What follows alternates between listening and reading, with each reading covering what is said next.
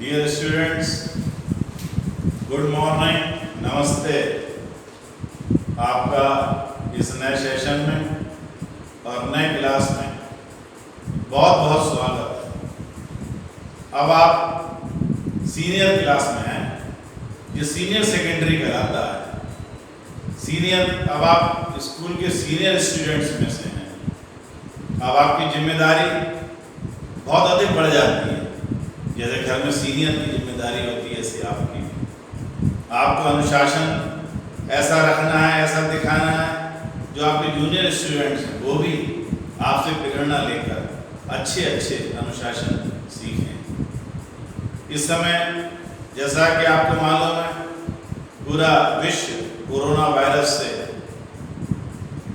व्यथित है। इस समय हमारी जिम्मेदारी बहुत अधिक बढ़ जाती है। पूर्ण अनुशासन हमें रखकर दूसरों से डिस्टेंस बनाकर रखें और हम दूसरों को भी प्रेरणा दें, स्वयं भी बचें, दूसरों को भी बचाएं। ये जिम्मेदारी आपके पास जाती है। मैं आपका केमिस्ट्री मेंटर सुशील कुमार अग्रवाल, मुझे सुशील सर के नाम से लोग बुलाते हैं, मैं पुनः आपका स्वागत करता हूँ। केमिस्ट्री सब्जेक्ट बहुत आसान और सरल रोचक विषय है। केमिस्ट्री 10th क्लास और 11th क्लास के सिलेबस में बहुत अधिक अंतर है। इतना बात आपको और विशेष रूप से समझनी है। 10th और 11th के स्टैंडर्ड में बहुत अधिक अंतर है। 10 में आप जो कुछ पढ़कर आते हैं उसका थोड़ा सा बेसिक कंसेप्ट यहाँ से शुरू होते हैं और उसके बाद फिर हम हायर लेवल तक जाते हैं। 11th क्लास में जो कुछ आप सीखते हैं वो बैकबोन होती है, वो सब्जेक्ट केमिस्ट्री बैकबोन है। 11th क्लास में अगर आपने केमिस्ट्री ठीक से समझी, सीखी, तब आप आगे ऊंचाइयों पर चढ़ते चले जाएंगे। 11th में, उसके बाद 12th में, उसके बाद आप ग्रेजुएशन में जाते हैं, इंजीनियरिंग में जाते हैं, मेडिकल में जाते हैं, MBA में जाते हैं। वहाँ सब जगह कुछ ना कुछ थोड़ा आपको आगे बढ़ने के लिए 11th क्लास में जो आप केमिस्ट्री सीखते हैं वो बैकबोन होती है। इसलिए जो कुछ आपको पढ़ाया जाए, समझाया जाए, सिखाया जाए, आप उसे बहुत ध्यान से 10th की आदतों को छोड़कर आपको मननशील बनना पड़ेगा। सब्जेक्ट को बार बार सुनना, बार बार समझना, बार बार उसकी गहराई को, बात को जानना, उसके नोट्स आपको बनाना, उनको बार बार पढ़ना, रिवीजन करना, याद करना, ये केमिस्ट्री का एक विशेष पार्ट है। केमिस्ट्री वही सीख पाता है, वही याद कर पाता है जो मन से सुने, मन से याद करें और बार बार रिवीजन जो है वो एक बैकबोन है केमिस्ट्री को याद करने के लिए। और उसको बार बार लिखना, मनन करना।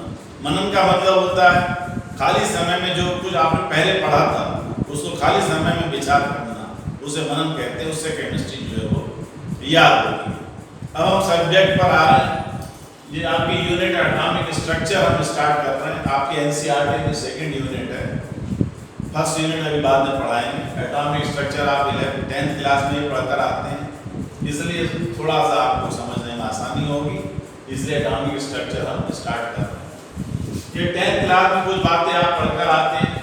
Cathode rays, electrons, anode rays, protons, neutrons, Rutherford alpha particle scattering experiment and discovery of nucleus, ये सब आप पढ़कर आते हैं 10th क्लास में।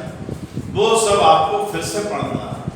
आपको 10th क्लास की बुक जो भी आपके पास थी, 11th की NCERT, 11th की और जो रेफरेंस बुक हैं, चाहे आप ABC ले सकते हैं, आप प्रदीप ले सकते हैं, दिनेश ले सकते हैं, वट एवर यू लाइक, उनसे आप पढ़िए और सबको दोबारा से आप अपने नोट्स जो है वो कॉपी बनाइएगा और नोट्स बनाइएगा।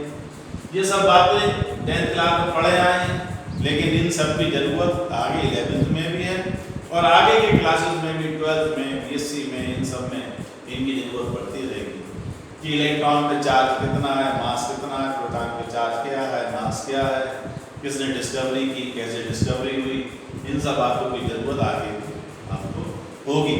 इसलिए इन सबको फिर से आपको याद करना है। इसके आगे की अब जो पढ़ाई है उसमें से भी कुछ पार्ट आप 10th में पढ़ जाते हैं, लेकिन वो सारी पढ़ाई अब आपको इस लेसन में दोबारा सब पता ही जाएगी। तो पहला एटॉमिक नंबर गिवन बाय मोज़ले। पूछा गया एटॉमिक नंबर वर्ड किसने दिया? ये साइंटिस्ट मोज़ले ने दिया। होता क्या है atomic number? Total nuclear positive charge of any atom. किसी एटम में जो न्यूक्लियर पॉजिटिव चार्ज होता है, न्यूक्लियर में प्रोटॉन न्यूट्रॉन होते हैं, जो पॉजिटिव चार्ज है वो प्रोटॉनों से आता है।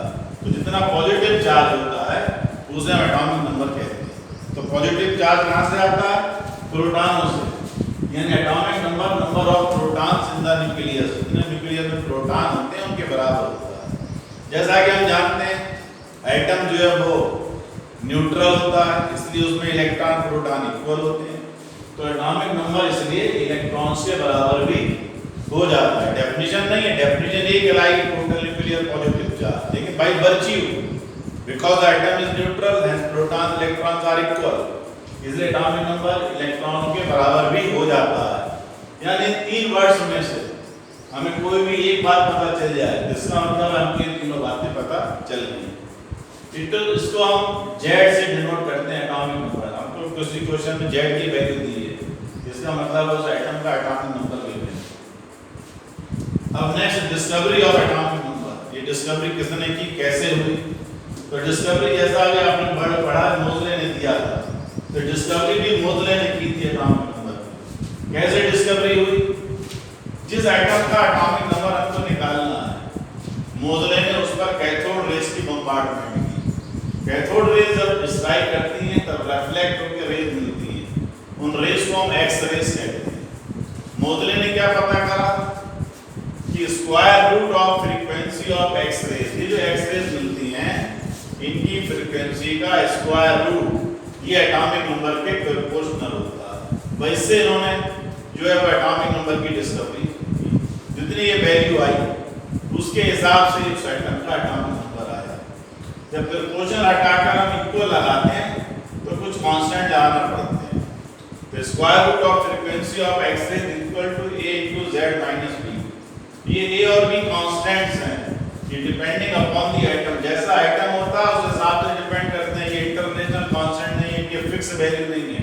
एटम चेंज होता जाएगा, वैल्यू चेंज होती जाएगी, उन वैल्यू से आपको कोई मतलब नहीं है। तो ये फार्मूला है, याद करना है। तो इसको मोज़लेज रूल कहते हैं। पूछा जाए व्हाट इज मोज़लेज रूल, तो बस ये जो अभी पढ़ा आपने लास्ट लाइन है, ये मोज़लेज रूल है। अब atomic mass number 10th class में पढ़कर आते हैं। प्रोटॉनों और न्यूट्रॉनों के सम को हम एटॉमिक मास नंबर कहते हैं। और ये एटॉमिक मास के इक्वल होता है, करीब करीब नियरली इक्वल। इन दोनों में डिफरेंस क्या है? जैसे एटॉमिक नंबर मान लीजिए 16 है, तो एटॉमिक मास जो है वो 16.0 समथिंग ऐसे होगा। वो होल नंबर में नहीं होता एटॉमिक मास। और एटॉमिक मास नंबर ही होल नंबर होते हैं, ये प्रोटॉन और न्यूट्रॉन का सम होता है।